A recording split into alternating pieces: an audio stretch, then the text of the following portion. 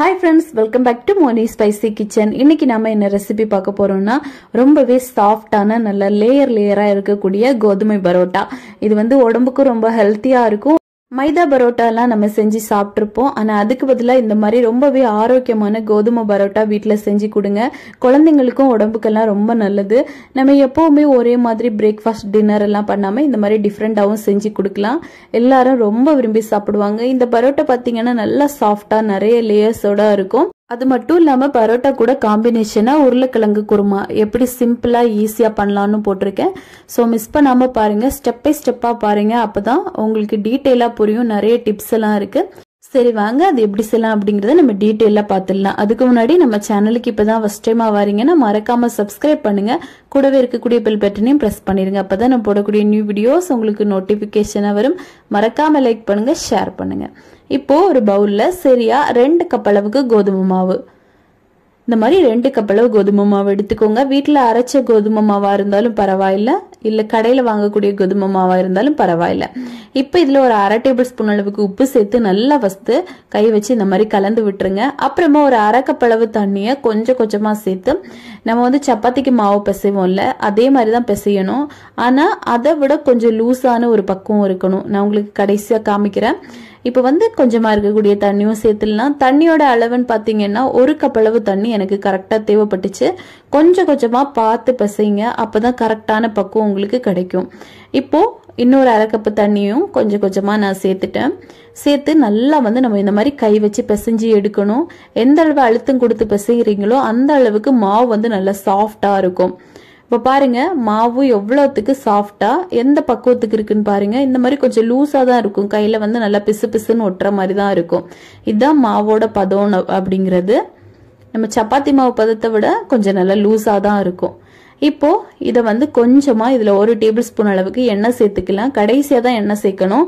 எண்ணெய் சேர்த்துட்டு இப்ப நல்லா பிசைஞ்சு எடுங்க. உங்களுக்கு தேவைப்பட்டுச்சு அப்படின்னா நீங்க இதுல முட்டை வேணும்னாலும் சேர்த்துக்கலாம். நான் வந்து சேர்க்கல. முட்டை வந்து நம்ம மாவு உப்பு போட்டுட்டு அதுக்கப்புறமா முட்டையும் போட்டு நல்லா பிசைஞ்சு எடுத்தீங்கன்னாலும் இதே மாதிரி நல்லா சாஃப்டா வரும். இப்போ நம்ம மாவு வந்து நல்லா பிசைஞ்சு எடுத்துட்டு மாவோட சாஃப்ட்னஸ் பாருங்க எப்படி இருக்குன்னு. இப்போ இத ஒரு பால்ஸா நம்ம வந்து உருட்டி எடுத்துக்கலாம். ஒரு பெரிய லெமன் சைஸ் அளவுக்கு நான் பால் வந்து உருட்டி எடுத்திருக்கேன். எனக்கு மொத்தமா பாத்தீங்கன்னா ஒரு 7 பால் கிட்ட கிடைச்சிருக்கு. இப்ப இதே மாதிரி நம்ம எல்லாத்தையுமே உருட்டி எடுத்துடலாம். இப்போ இது வந்து நம்ம கொஞ்ச நேரம் ஊற வைக்க போறோம். அதுக்காக ஒரு டேபிள் ஸ்பூன் அளவுக்கு எண்ணெய் வந்து மேலோட்டமா இந்த மாதிரி ஊத்தி விடுங்க. இது வந்து ட்ரை ஆகாம இருக்கும். இப்ப மூடி போட்டு ஒரு 1/2 மணி நேரம் இது அப்படியே நல்லா ஊறட்டும். அந்த டைம்ல நம்ம கிரேவி ரெடி பண்ணிடலாம். இதுக்காக ஒரு கடாயில 1 டேபிள் ஸ்பூன் அளவுக்கு எண்ணெய் சேர்த்துட்டு ஒரு 4 பூண்டு வந்து தோல் உரிக்கணும்னு அவசியம் இல்லை, தேவைப்பட்டா உரிச்சுக்கோங்க. அப்புறமா இதுல ஒரு பெரிய சைஸ் அளவுக்கு இஞ்சி எடுத்து அது ஒரு 2-3 பீஸா கட் பண்ணி சேர்த்திருக்கேன். ஒரு 1/4 டேபிள் ஸ்பூன் அளவுக்கு சோம்பு சேர்த்திருக்கேன். ஒரு 1/2 டேபிள் ஸ்பூன் அளவுக்கு சீரகம் சேர்த்திருக்கேன். இப்ப இது கூடவே பாத்தீங்கன்னா ஒரு 20-30 சின்ன வெங்காயம். நம்ம இந்த சின்ன வெங்காயம் போட்டு இந்த குழம்பு பண்ணும்போது தான் நல்ல டேஸ்டியா இருக்கும். கண்டிப்பா சின்ன வெங்காயம் போடுங்க. உங்ககிட்ட இல்லாத பட்சத்துல நீங்க வந்து பெரிய வெங்காயமா இருந்துச்சுன்னா 1 சேர்த்துக்கோங்க. இப்ப இதை நல்லா இந்த மாதிரி நம்ம வதக்கி எடுத்துக்கலாம். இப்ப இது லேசா வதங்கினதும் ஒரு மீடியம் சைஸ் தக்காளி இதையும் போட்டு நல்லா வந்து நம்ம வதக்கி எடுக்க போறோம். இப்ப இது எல்லாம் கொஞ்சம் நல்லா வந்து ஒரு 3/4 பாகம் கொஞ்சம் நல்லா வேகட்டும். இப்ப பாருங்க ஒரு 3/4 பாகம் கொஞ்சம் நல்லா வெந்துருச்சு. இப்ப வந்து நம்ம அப்படியே ஸ்டவ் ஆஃப் பண்ணிட்டு இதை நல்லா ஆற வச்சிடலாம். இந்த அளவுக்கு நல்லா வேகணும். இது நல்லா ஆறுனதுக்கு அப்புறமா இது ஒரு மிக்சர் ஜார்ல சேர்த்துடலாம். எல்லாத்தையும் சேர்த்துக்கோங்க. ஆறுனதுக்கு அப்புறமா கண்டிப்பா சேருங்க. இதுல வந்து ஒரு 2 டேபிள் ஸ்பூன் அளவுக்கு நான் வந்து துருவின தேங்காய் வந்து சேர்க்க போறேன். தேங்காவை வந்து நம்ம வதக்கணும் அப்படிங்கிற அவசியம் இல்லை, டைரக்டா நம்ம மிக்ஸி ஜார்ல சேர்த்தா போதும். சேர்த்துட்டு கொஞ்சமா தண்ணியும் சேர்த்து இதை நல்லா பேஸ்டா அரைச்சு எடுங்க. ரொம்ப பேஸ்டா அரைக்கணும்னு அவசியம் இல்லை, இந்த மாதிரி கொஞ்சம் கொரகொரப்பா இருந்தாலும் பிரச்சனை இல்லை.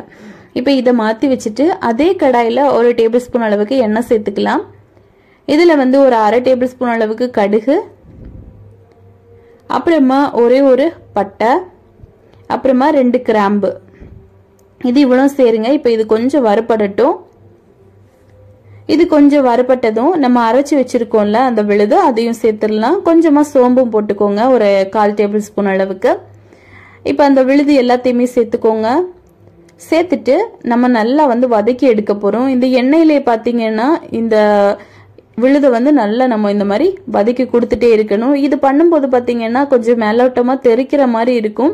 கொஞ்சம் பார்த்து பக்குவமா இது வந்து ரெடி பண்ணி எடுங்க. இப்போ இதுல மிக்ஸி ஜாரை அலசி ஒரு 1/4 கப் போல தண்ணி சேர்த்துக்கலாம். தண்ணி சேர்த்துட்டு ஒரு முறை இந்த மாதிரி நல்லா கலந்து கொடுத்துட்டு இப்போ பொடிகள் எல்லாம் நம்ம சேர்க்க போறோம். 1 டேபிள் ஸ்பூன் அளவுக்கு மிளகாய் தூள், ஒரு 1/4 டேபிள் ஸ்பூன் அளவுக்கு மஞ்சள் தூள், 1 டேபிள் ஸ்பூன் அளவுக்கு மல்லித்தூள், ஒரு 1/2 டேபிள் ஸ்பூன் அளவுக்கு கரம் மசாலா தூள். இது இவ்வளவு சேர்த்துட்டு கொஞ்சமா தேவைப்படுற அளவுக்கு உப்பு ஒரு 1/2 டேபிள் ஸ்பூன் அளவுக்கு சேர்த்துட்டு நல்லா வந்து கலந்து கொடுத்துக்கோங்க. பாருங்க இந்த டைம்ல இந்த மாதிரி தெறிக்க ஆரம்பிக்கும். கொஞ்சம் பார்த்து தான் நம்ம பண்ணணும். லோ ஃப்ளேம்லயே வைங்க. இந்த மாதிரி நல்லா கலந்து கொடுத்துட்டு நான் வந்து 2 பொட்டேட்டோ நல்லா வேக வச்சு இந்த மாதிரி கொஞ்சம் மீடியம் சைஸ்ல கட் பண்ணி வச்சிருக்கேன். அதை வந்து நம்ம இதுக்குள்ள சேர்த்துடலாம். சேர்த்துட்டு நல்லா இந்த மாதிரி மிக்ஸ் பண்ணி கொடுத்துட்டு இதுல சரியா 1 கப் அளவு தண்ணி சேர்க்க போறேன். தண்ணி சேர்த்து ஒரு 10 நிமிஷத்துக்கு லோ ஃப்ளேம்ல வச்சு நல்லா நம்ம வந்து வேக விடணும். நல்ல லோ ஃப்ளேம்ல தான் வைக்கணும். வச்சுட்டு நல்லா இது வந்து எண்ணெய் எல்லாம் கொஞ்சம் மேலோட்டமா திரிஞ்சு வாரது வரைக்கும் நம்ம வந்து வேக விட்டுடலாம். மூடி போட்டே வேக வைங்க. ஓகே, இப்போ ஒரு 10 நிமிஷம் இது நல்லா வேகட்டும். இப்போ பாருங்க ஒரு 10 நிமிஷம் ஆயிடுச்சு. கொஞ்சம் நல்லா வந்து குருமா ரெடியாகி வந்திருக்கு. இதுக்கு மேல உங்களுக்கு வத்த விட வேண்டாம். இது வந்து கரெக்டான ஒரு பக்குவத்துக்கு இருக்கும். ஓகே, இப்போ இதை இந்த மாதிரி நல்லா கலந்து கொடுத்துட்டு அப்படியே ஸ்டவ் ஆஃப் பண்ணிருங்க. இந்த குருமா பாத்தீங்கன்னா கொஞ்ச நேரத்துல ரெடி ஆயிரும். ரொம்ப சிம்பிளான ஒரு ரெசிபி தான். இப்போ இதுல கொஞ்சமா மல்லித்தலையும் போட்டு அப்படியே ஆஃப் பண்ணி இதை நம்ம மாத்தி வச்சிடலாம். இப்போ பரோட்டாக்கான மாவு வந்து எப்படி இருக்குன்னு பார்க்கலாம். ஒரு 1/2 மணி நேரம் ஆயிடுச்சு பாருங்க. மாவு எந்த அளவுக்கு சாஃப்டா இருக்குன்னு உங்களுக்கு தெரியும். இப்போ இதுல கொஞ்சமா அந்த ஆயில்ல லேசா அப்ளை பண்ணிட்டு கவுண்டர் டாப்ல அப்படியே வச்சிருங்க. வச்சுட்டு ஒரு சப்பாத்தி கட்டை எடுத்து இதை எந்த அளவுக்கு தேய்க்க முடியுமோ அவ்வளோத்துக்கு நல்லா தின்னா நம்ம வந்து ரவுண்ட் ஷேப்புக்கு தேய்ச்சி எடுக்க போறோம். சப்பாத்தி கட்டையிலும் கொஞ்சமா ஆயில் வந்து அப்ளை பண்ணுங்க. அப்போ வந்து ஈஸியா இருக்கும். கவுண்டர் டாப்லயும் தேவைப்பட்டா நீங்க ஆயில் அப்ளை பண்ணிக்கலாம். இப்போ நல்லா வந்து இந்த மாதிரி நம்ம தேய்ச்சி எடுக்க போறோம். எந்த அளவுக்கு தேய்க்க முடியுமோ அந்த மாதிரி.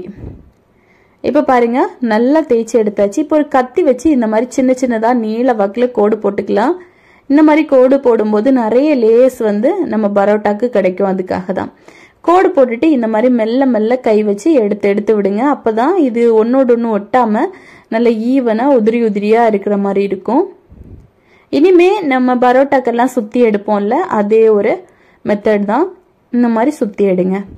இது வந்து ஒரு ஈஸியான மெத்தட்னு கூட சொல்லலாம். நார்மலா நம்ம பரோட்டா பண்ணும்போது கூட இந்த மெத்தட்ல பண்ணீங்கன்னா நிறைய வந்து லேயர்ஸ் நம்மளுக்கு பரோட்டாக்கு வரும்.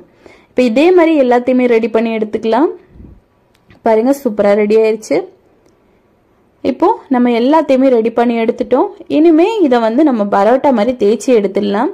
ஒன்றை மட்டும் வச்சு லேசா வந்து ஃபர்ஸ்ட் கை வச்சு அழுத்தி எடுங்க.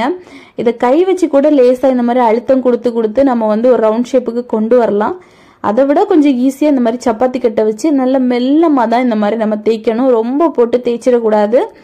ரொம்ப போட்டு தேய்ச்சிட்டீங்க அப்படின்னா இதுல இருக்கக்கூடிய லேஸ் எல்லாம் ஒன்னோடு ஒன்று ஒட்டிட்டு சப்பாத்தி மாதிரி அப்புறமா வரும். அதனால லேசா இந்த மாதிரி மெல்லிசா தேய்ச்சி எடுங்க.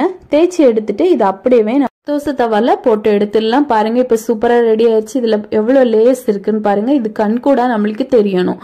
இப்ப தோசை தவால கொஞ்சமா ஆயில் வந்து சேருங்க. ஆயில் சேர்த்துட்டு நம்ம வந்து மாத்தி மாத்தி போட்டு சுட்டு எடுத்துக்கலாம். இப்ப பாருங்க இந்த மாதிரி போட்டுட்டு லோ ஃப்ளேம்ல தான் வைக்கணும். ஹை ஃப்ளேம்ல எல்லாம் வைக்க கூடாது. இப்போ ஒரு பக்கம் வந்ததுக்கு அப்புறமா இந்த மாதிரி திருப்பி போட்டு நம்ம வந்து நல்லா வேக வச்சு எடுக்க போறோம். பரோட்டா சுட்டு எடுக்கும் போது எந்த மாதிரி ஒரு ஸ்ட்ரக்சர்ல வருமோ அதே மாதிரி தான் கோதுமை பரோட்டாவிலையும் நம்மளுக்கு வரும். பாருங்க சூப்பரா லேசான கலர் வந்துட்டு இருக்கு. இப்ப வந்து இதை நம்ம வெளியே எடுத்துடலாம். அவ்வளவுதான்.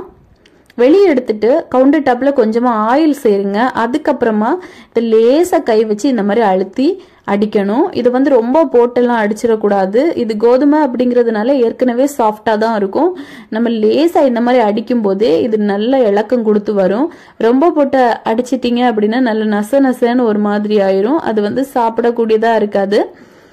பாருங்க இப்பவே நிறைய லேயர்ஸ் நம்மளுக்கு கிடைச்சிருக்கு. இப்போ அவ்வளவுதான். இதே மாதிரி எல்லாத்தையுமே ரெடி பண்ணி எடுத்துக்கலாம். எடுத்துட்டு நம்ம ரெடி பண்ணக்கூடிய அந்த குருமாவையும் சேர்த்து சாப்பிட்டீங்க அப்படின்னா ரொம்ப ரொம்ப சுவையா இருக்கும். ரொம்ப டேஸ்டியான ஒரு ரெசிபின்னு கூட சொல்லலாம். கண்டிப்பா நீங்க இப்பவே உங்க வீட்டுல ட்ரை பண்ணி பாருங்க. ட்ரை பண்ணி பார்த்துட்டு எப்படி வந்துச்சு அப்படிங்கறத மறக்காம கமெண்ட் பண்ணுங்க. இதே மாதிரி இன்னும் நிறைய ரெசிபிஸ் வேணும்னு நினைச்சீங்கன்னா மோனி ஸ்பைசி கிச்சன் சேனலை மறக்காம சப்ஸ்கிரைப் பண்ணுங்க, லைக் பண்ணுங்க, ஷேர் பண்ணுங்க. நெக்ஸ்ட் இன்னொரு வீடியோவில் உங்களை சந்திக்கும் வரை டேக் கேர், பை பை.